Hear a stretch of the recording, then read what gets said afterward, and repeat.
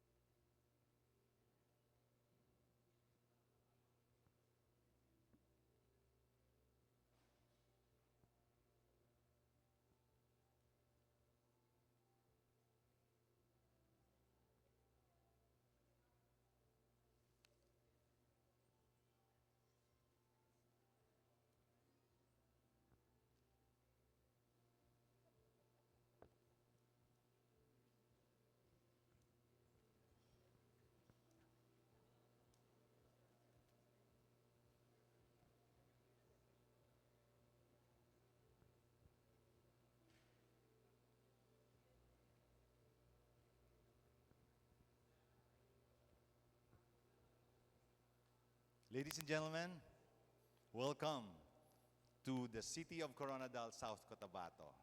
Good morning. Distinguished guests, partners from the Philippine National Health Research System, partners from the media, and online viewers, welcome to the Talakayang Heartbeat press conference for the 19th PNHRS Week. I am Dr. John Thomas Franco, the Executive Vice President of St. Alexius College here at the city of Coronadal. And I am honored to be your moderator to this exciting exchange. The Talakayang Heartbeat, short for Health Research and Technology Beat, is a vibrant platform initiated by the Department of Science and Technology, Philippine Council for Health Research and Development to connect health research with the public and the media to share groundbreaking findings, innovative technologies, and inspiring stories from our research initiatives. In today's discussion, we highlight the PNHRS and how it works to transform healthcare through convergent and collaborative research strategies. Without further ado, let us all welcome our resource persons to this talakayan, who are also representatives of our implementing agencies. Representing the Department of Science and Technology, please welcome Dr. Leia J. Buendia, Undersecretary of Research and Development of the DOST, on behalf of DOST Secretary Renato U. Solidum Jr. Yusek Buendia is also representing the PNHRS Lead Secretariat as the officer in charge of the DOST Philippine Council for Health Research and Development Office of the Executive Director. from the University of the Philippines, Manila. A round of applause to our Chancellor, Michael L. Te. And finally, to represent this year's PNHRS Week host region, the Chair of the Health Research and Development Consortium 12 and the Regional Director of DOST 12, please welcome RD Sami P. Malawan.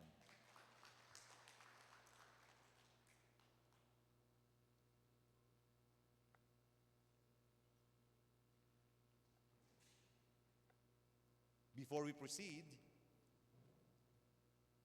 proceeding to the question and answer, allow me to acknowledge the media institutions present with us here today.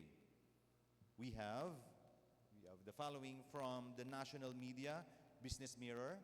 Please rise to be acknowledged. Thank you. We also have from our local media, the Philippine Information Agency. Thank you. Thank you for coming. Top Gun Radio, Coronadal. NDBC, Coronadal. Thank you. 107.3, Radio Latigo FM. Thank you. And Manila Star, Region 12. Thank you.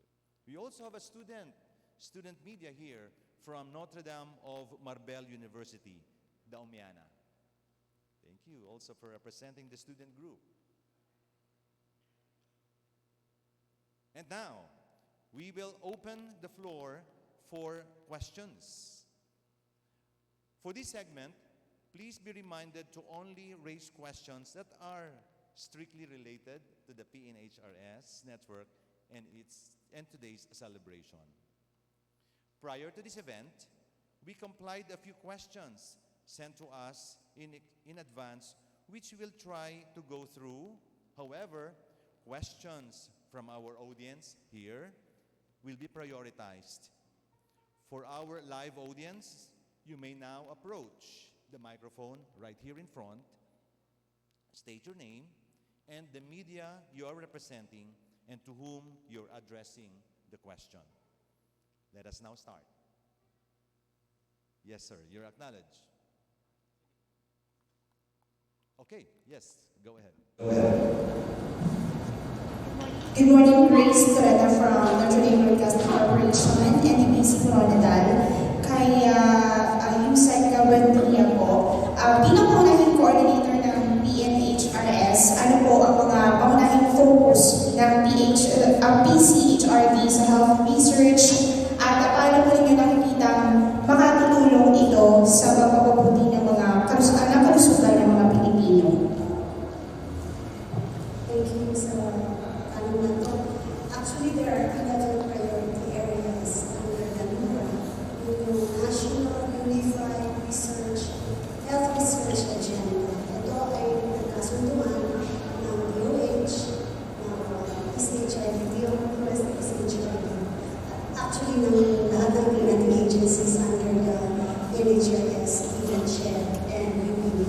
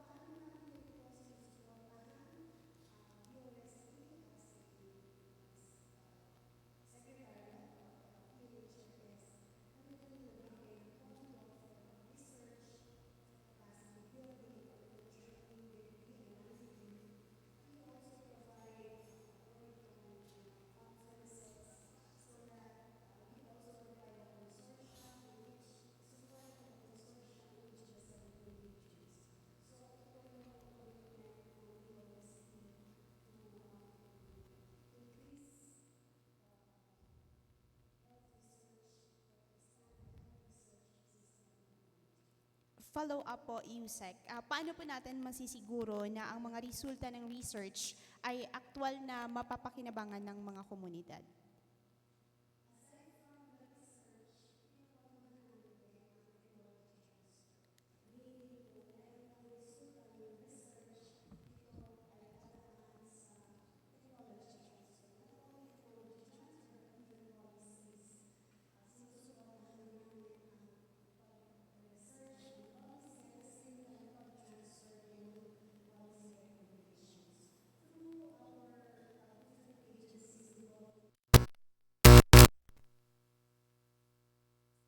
Merong isang committee in charge of disseminating the information and likewise on knowledge management. And of course, our regional offices helps a lot kasi sila yung nasa ground and they will know what is the solutions and what are the problems and the corresponding solutions that they will need in order to extend it to the communities. Okay, maraming salamat po, Yusek, Leia. Indeed, it was very well emphasized on the 11 priorities. Good Please day. proceed. Good day to everyone. Aaron Francisco from Business Mirror. RD, you mentioned that health challenges in South Cotabato may be very different from those in Metro Manila, which means a one-size-fits-all approach may not work. Where are we now in building a health system that's really tailored the needs of each region? How far along are we? Okay, magandang umaga po sa lahat. Sa Region 12, Soc Sergeant, mayroon po tayong Regional Research Innovation Committee, RRDIC. Isa po itong subcommittee ng RDC 12 na ang nakaano po dito, ang mga members po, lahat po doon ng consortia dito sa region, tulad ng health research, energy, at saka sa ANR or sa agriculture. So yun po sa health research, ang kinoconsider po, yung na-develop na agenda, mayroon tayong R&D agenda dito sa region, at ito ay nagiging accompanying documents ng Philippine Development Plan dito sa region, wherein lahat ng research po naka-align doon sa R&D agenda na yan, supported by RDC. Gaya po ng sinabi ng ating Yosek, ito po is you consider yung sa national, yung sa NURA, at saka sa regional concerns. Now, ang ginagawa po natin dito, lahat po ng research na implement dito sa region, dadaan po yan sa RRDC para po makonsider kung nandun ba sa agenda ng region. And then supported by RDC, and then po sinusuportahan po. Kung malaki ang funds, pumapasok po kami sa DSD National. Yun na, yung sabi ni Ma'am, dito marami tayong research activity. Sa ngayon, marami na tayong mayroon na tayong fundingan based doon sa requirements, dito sa needs ng region. So, hopefully, kasi yung nga sabi ko, magkaiba ang priority dito kaysa other region. So, ito is customized. Kung anong kailangan natin sa region, yun ang ikakanak natin research. Kasama daw yung research na policy making. Example of this, yung sa Lake Cebu natin. Alam natin palaging may fish kill. Alam natin kung gaano kagrabe ang pollution dyan. Ito po ay ma-support ng research conducted by MSU, GenSan, where ang DST rin at saka yung consortium is involved. So ngayon, ito is magiging policy on how to i-apply, paano ma-alive uli yung sa Lake Cebu na malaki naman siyang problem. Isa ito sa example ng research na kinakanak natin na naka-align sa region po. Can you share any figures like how much investment would be needed para po dito sa customization of health approach in every region? Actually, we have R&D surveys every 2 years. Nakikita natin yung magkano ba ang na bigyan natin ng puno sa R&D. Pati na yung personal na involved sa R&D. Pero sa ngayon, I don't have the figure doon sa amount. Pero every 2 years yan, meron tayong R&D, kinukonsider natin lahat ng research, hindi sa health, lahat-lahat na concern na research dito. Upang sa gayon, makikita natin how much fund ang nagamit sa research as magkano doon sa regional growth domestic product, magkano ba ang nagamit natin sa R&D. Makikita natin dito at makikita natin yung mga areas na binibigyan ng concern sa regional office. Last question for you, RD. How long do you think it will take to achieve na yung bawat region is merong kanya-kanyang or unique approach po sa health? Ano yung tanong? How long do you think it will take to achieve na ang bawat region po sa atin ay merong yung pong health approaches or health system sa kanila is fit or tailored sa kanila? Actually, yun ang program sa national, sa PHNRS, ina-assist yung bawat region. Dito hindi ko lang alam doon sa iba kung meron silang research agenda, pero practically meron yan. Kasi meron kaming RRDC, lahat ng region po. Okay. Regional Research Innovation Committee under sa RDC. And then, nagpo-formulate po silang RRDC as a guiding principle kung ano bang kailangan natin. Taking into consideration yung national priority at saka regional concerns. Lahat yan meron po sa ngayon. Okay po, thank you po. For my next question po is for Doc Leo po. Ayon kay President Marcos po, during his recent SONA, magsisimula ng iguhit ang plano para makapagpatayo na ang bansa ng Virology and Vaccine Institute po. No? So can you give us an update on where the project stands today? Like nagsisimula na po ba ang pagpapatayo ng headquarters nito? And ano po yung target timeline para sa completion ng facility at kailan po inaasahan maging fully operational ang institute? The Virology and Vaccine Institute of the Philippines was requested to become a law since 2020 because we found out that COVID was an eye-opener dahil wala tayong vaccines. So what we did was ask the Congress for the establishment of the virology. It was only approved last year, no? But even before that, we are already funding research and development activities for the virology, and not only for humans, it's also for plants and animals. Kaya may ASF, meron tayo yung mga viruses ng halaman, and we're funding that ever since. The thing is, the funds coming from the government are trickled. Hindi siya isang bulto. So, mayroon kaming plano and hopefully, it could be finished by 2028. Yun ang target before. But because, like for example, last year, walang pondong binigay to sustain the implementation of the laboratories and the VIP in New Clark City. So, hindi nakagawa kasi walang pondo. This time, we're expecting na kasama siya dapat merong pondo na ibibigay, but up until now, wala pa rin coming from DBM. So, medyo na-delay ang implementation. But it is with BCDA and supposed to be DPWH yung nag-implement na una. Meron nang nakatayo na training center,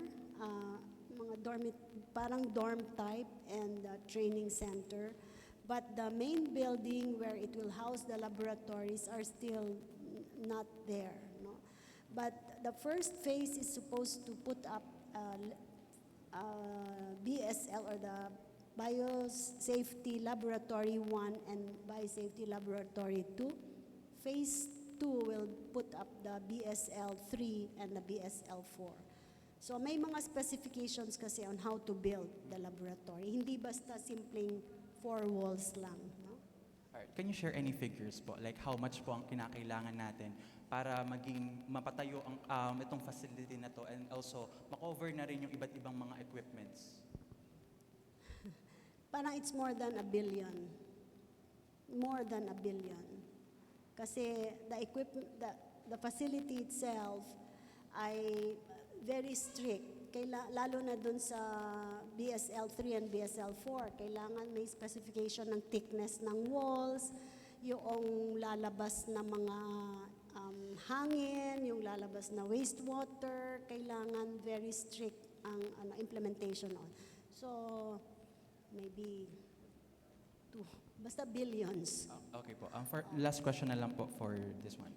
And once the BIP becomes fully operational po, and you're targeting like by 2028? Hopefully. All right. Has the government already determined which disease will be the institute's first focus for vaccine development? Maraming focus, as I said earlier, kasi ang approach is One Health approach. So hindi lang siya for human, merong for animals and for plants. So currently ay merong mga variants ng COVID and all the other mutants ng COVID, pwedeng pag-aralan yon. And we also have like ASF, avian flu, at saka for the plants, ang dami, lahat ng halaman ay may viruses. So I think the focus will be the most urgent na ipaprioritize ng VIP. Thank you so much po. Thank you very much for your question. Very well indeed explained by the first stew. Now, Dr. Mike, sabi mo kanina, silang dalawa lang daw eh. Can we have the next question? From the floor, okay. You are now recognized. Please proceed. Good morning po. I am Aurea Marie Belhera from Philippine Information Agency. Anyone can answer po sa question ko. So beyond the number of studies published, what indicators should we look at to determine whether health research is making a real difference po sa ating communities? And how can researcher better measure the long-term impact po of their studies to health outcomes and quality of life?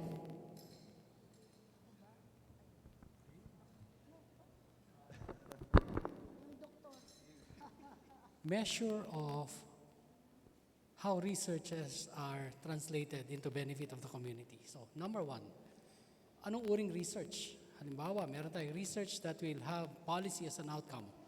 The question now is that policy being implemented? Anong administrative order, anong memorandum ang inilabas ng ating mga ahensya ng gobyerno na base sa research na yan? Kasi nga dapat ang research, lalo na kung may gagawin ka, ay alam mo kung ano yung problema. Pangalawa, anong polisiya ang pwede mong gawing patakaran? At pangatlo, para sa mga polisiya, sino yung politiko o leader natin na pwedeng maging champion para mapalitan ng existing na polisiya at itugma dun sa research. So yun yung sa policy. Pangalawa, produkto. Kung meron tayong ginawang produkto ng isang laboratorio, na-translate ba yan into a technology transfer business development from research to utilization? Nabebenta na ba yan sa merkado? Ilan ang gumagamit yan? Kung halimbawa, yan yung mga bakal na ginagawa para sa mga orthopedics. Halimbawa, yung knee axis system na ginawa ni Dr. Ramon Gustilo. Yan ba ay naging dahilan para maging mas mura ang pagpapalit ng tuhod ng mga pasyenteng may osteoarthritis? Ilang doktor ang gumagamit yan? Yan alam natin dahil yan ay sinuportahan na ng DOST at ginagamit na ng maraming may edad na nagpapalit ng tuhod sa Pilipinas. Sa mga functional food, inaprubahan ang functional food, naging dahilan ba yan para magkaroon ng supplement ang mga bata natin na sabihin natin stunted. Yun yung produkto. Sa mga publication naman, yung bang hindi kasi lahat ng mga researches ay agad magiging dahilan para magbenepisyo ang mas malawakang publiko. Yung ibang researches natin ay nagiging binhi para sa susunod na research pa upang palawakin ang iba't iba pang mga siyentipiko. Hindi kailangan na yung research mo ay naging produkto agad o naging palisiya. Kung minsan, maging part lang siya ng citation. Sabi ng iba, hindi sapat na cited ka. Pero kung yung citation na yun ay sinite ng mga researchers na ultimately ay nakagawa ng produkto, nakagawa ng polisiya na benepisyo ng tao, panalo ka pa rin. So, yun yung tatlong bahagi na o paraan para malaman natin kung yung ating mga research na ginagawa ay nakakatulong sa ating bayan. Minsan nga, sistema lang eh. Halimbawa, yung napaka-importante, yung tinanong kanina, ano ba pagkakaiba ng Coronadal, ng rehiyon na to sa ibang rehiyon? Ako, gusto kong tutukan bilang national ay yung ano ba yung pagkakapare-pareho ng pangangailangan natin para ang isang solusyon na gagawin mo ay bagamat ginawa mo sa isang baryo ay pwede mong gawin na scaled up. Halimbawa rito, ang health information system. Kaya nga hindi tayo masyado nakakaintindihan kung paano mo ilalatag ang logistics, ang health planning dahil hindi mo alam kung nasa ng tao mo, nasa ng doktor mo, nasa ng iyong pharmacist.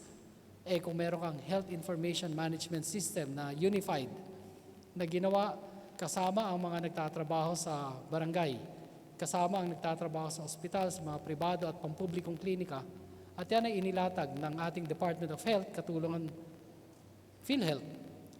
Siguro mas magiging maayos ang ating palakad sa yakap at gamot na magbebenepisyo upang maiwasan ang pagkakasakit at makapasok sa ospital ang ating mga pasyente. Sistema.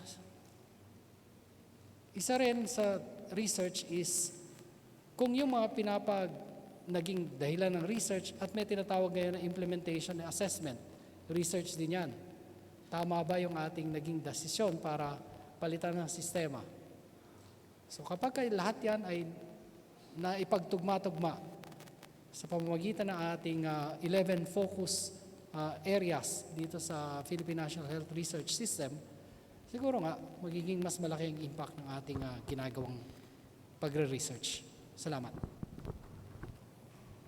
Yusik Lea, may dadagdag po kayo? Nasabi na lahat ni Dr. T. Kasi siya yung implementing agency. So he knows. But I think impact is not measured only by the communities it serves. Sometimes, impact, nandun lang siya sa taas governance. Minsan, political will, mas malaki ang impact kung may political will. Sometimes, it's logistics. Paano makakarating? Nasaan yung mga tao? Where are the people? Sometimes, it's a complex system that we are navigating through, no? Pag sinabi mong health research, hindi lang siya yung mga researchers ng mga doktor or mga health researchers, but rather it's a complex system of both political, of both systems, of both governance. Lahat yan may role. And to bring it to the communities is just one way of doing things. Pwede kasing hindi mo dalhin sa communities, pero malaking impact dahil sa governance itself has a different way of doing things. Thank you. Thank you po. We have the lady here. Yeah. Please proceed. Good morning. To Mr. Sir UPM Chancellor T. Sir, are there any programs where researchers from the OSC Region 12 can collaborate and engage in knowledge exchange with the researchers from UP? Yes. In fact, ang UP Manila ngayon ay talagang nakikipag-ugnayan sa ating mga state universities and colleges. Una yun. So, sa pakikipagtulungan ng Commission on Higher Education, meron kami mga online na programa at nag-iimbita kami, katulad ng aking ginawa kanina na ipinakita ko yung mga links para lahat ng mga libro na online na available, katulad ng authorship guideline, ethics, accreditation, ay pwede nang aralin sa bahay.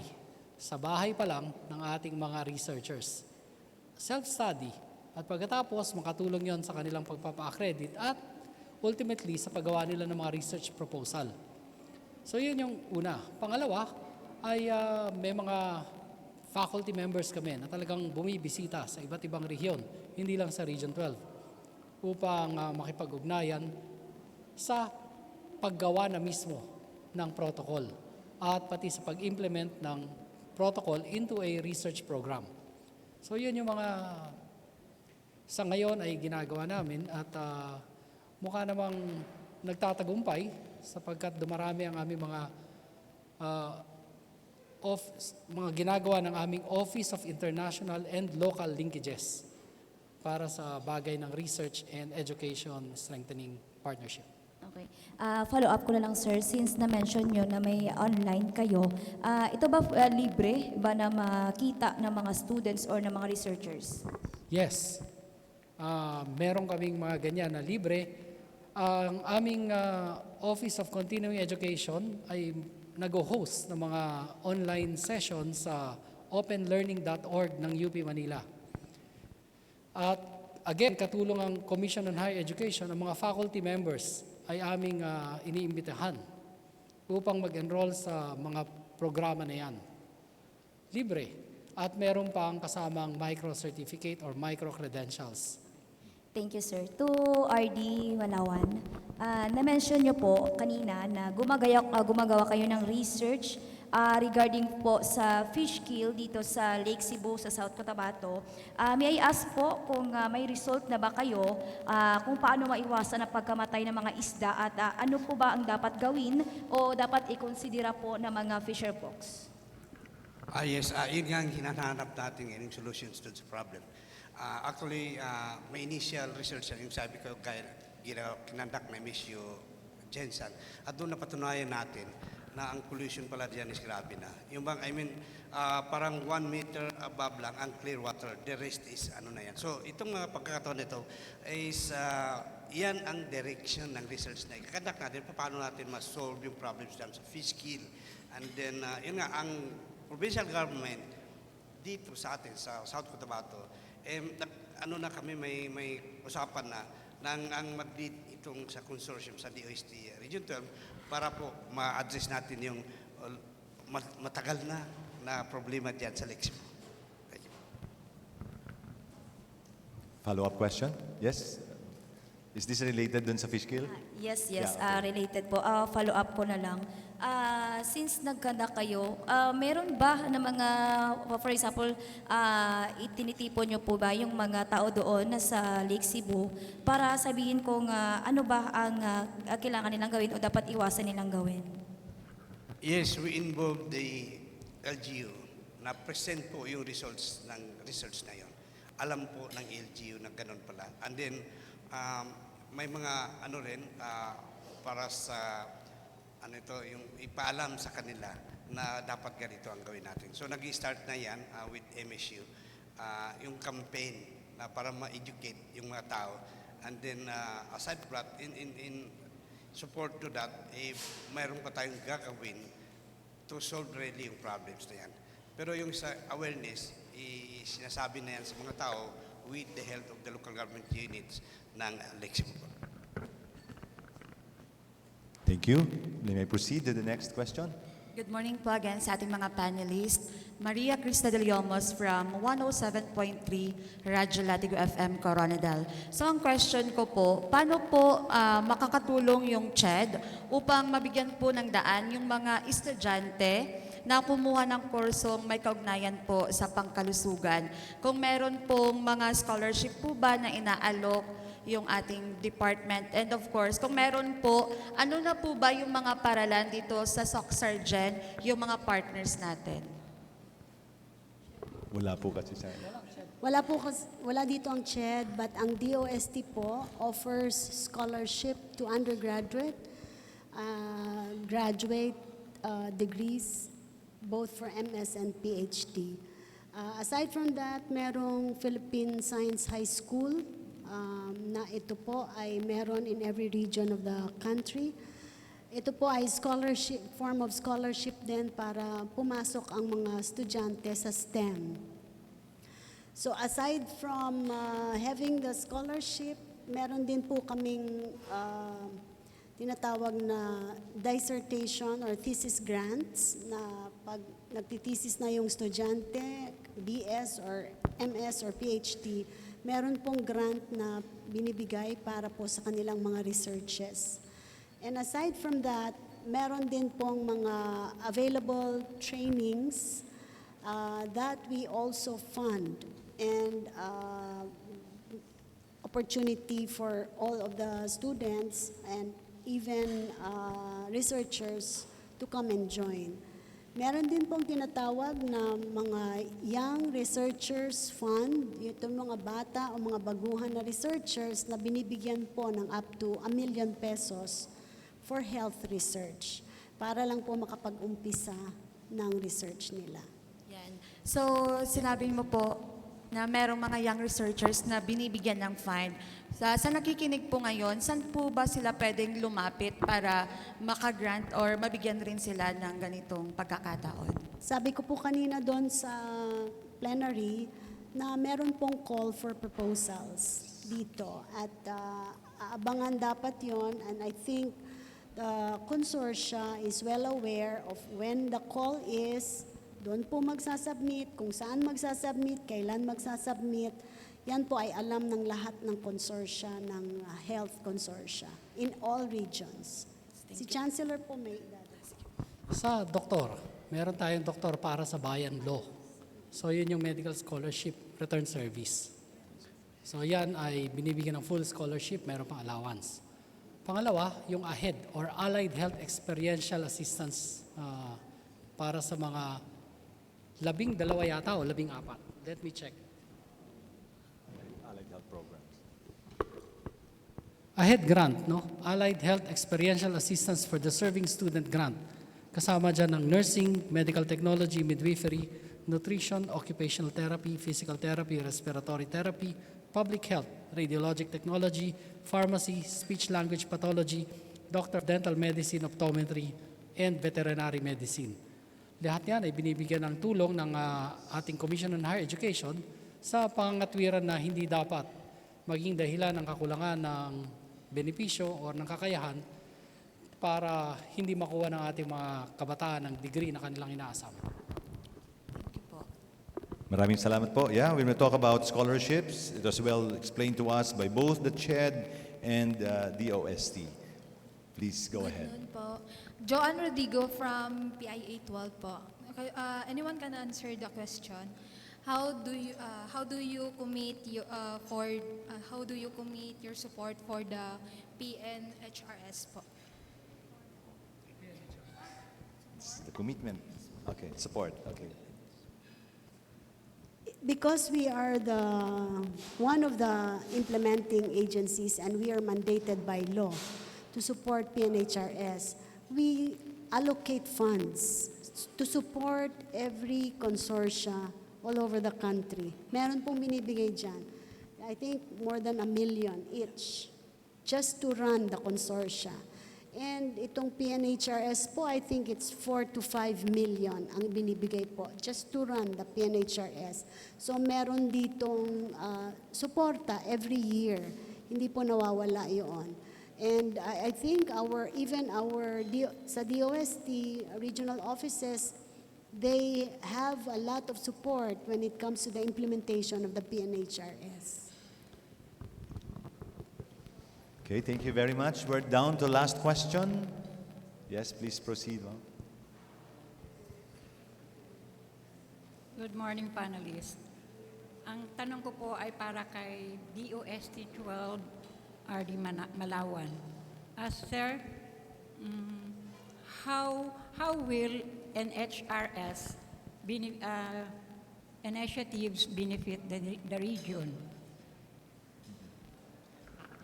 How PNHRS maging benefit sa region. Ganon. Yes. Actually, yun nga, sabi ni ma'am kanina, maraming support, funding support for research. And mayroon kaming call for proposal. Ina-announce po namin yan.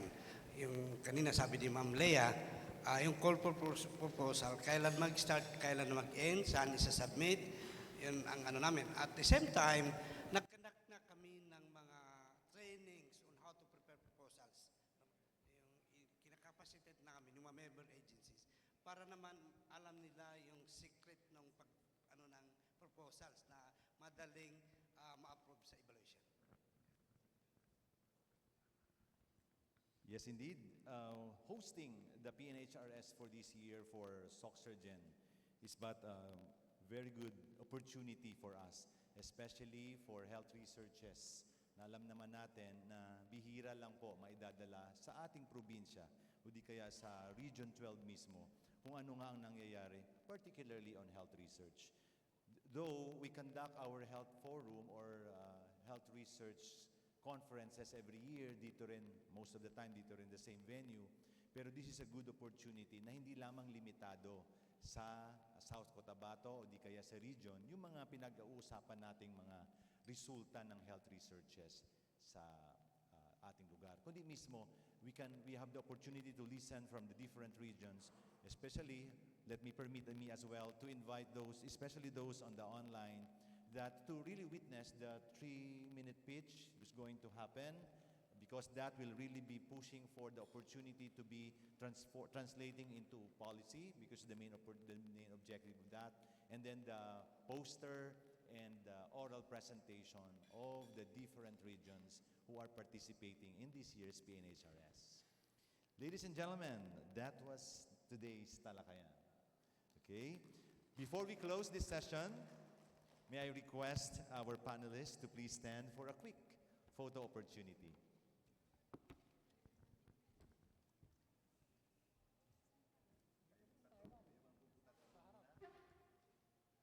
Then later, I'm going to ask the media to please be here in the front. Sila lang po na muna tatlo.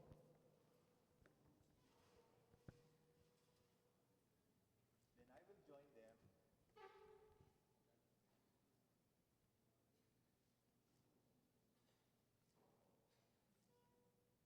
Our participants from the media, please be here.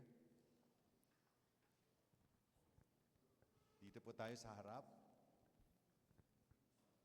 And then we'll be joined by other participants here present in the room.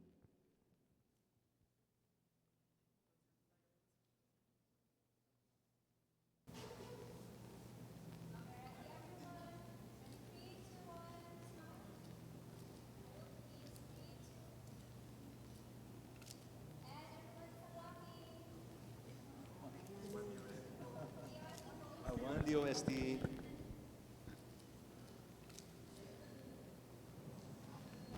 Thank you very much.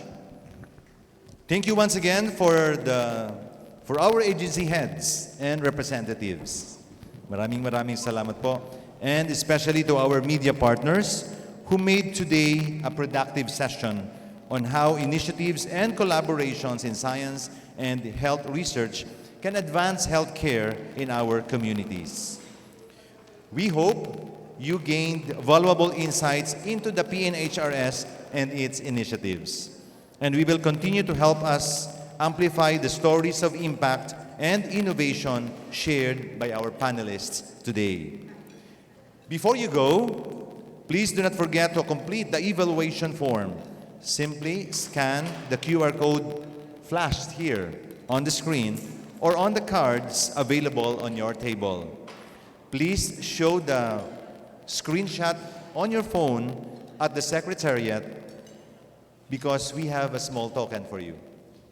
For those who may have missed parts of today's Talakayan or would like to revisit the discussion, you may access a replay on the DOST PCHRD Facebook page at facebook.com/DOST PCHRD. We also invite you to give the DOST PCHRD a like and the DOST PCHRD Twitter page at DOST_PCHRD a follow for updates on the following Talakayang Heartbeat press conferences. Once again, this is Dr. John Thomas Franco, your moderator, and thank you very much for this very meaningful conversation. Mabuhay po tayong lahat.